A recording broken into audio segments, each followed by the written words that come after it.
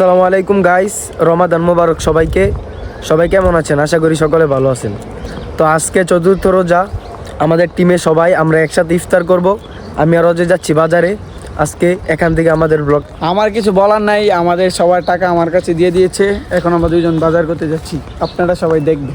তো দেখতেই পাইতেছেন আমরা গাড়ি নিয়ে চলে গেলাম বাজারে। আর বাজারে যেয়ে দেখি অনেক সুন্দর মনোরম পরিবেশে বিক্রি হচ্ছে ইফতার। তো আমরা এখান থেকে সুন্দরভাবে ইফতারটা কিনে নিলাম এবং অজয় দাম দর ঠিক করে সুন্দর মতো ইফতারটা কিনে নিল। এখন আমরা বুট ছুট সব কিছু নিয়ে ফেলেছি, চলেন।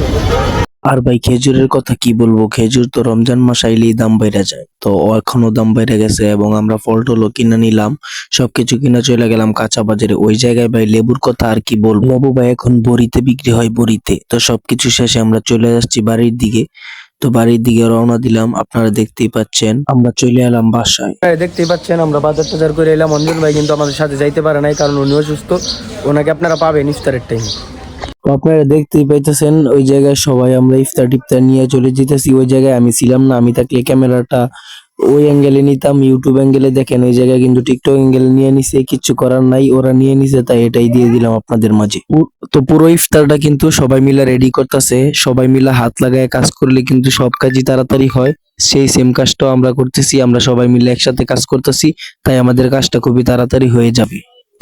بصراحة هيدي كذبة كل شاب. তারপর আর কি, তারপর আজান দিছে, পরে সবাই খাওয়ার দান্দায় আর কেউ ভিডিও করতে পারছে না। শেষ ওই ভিডিও। Bye bye.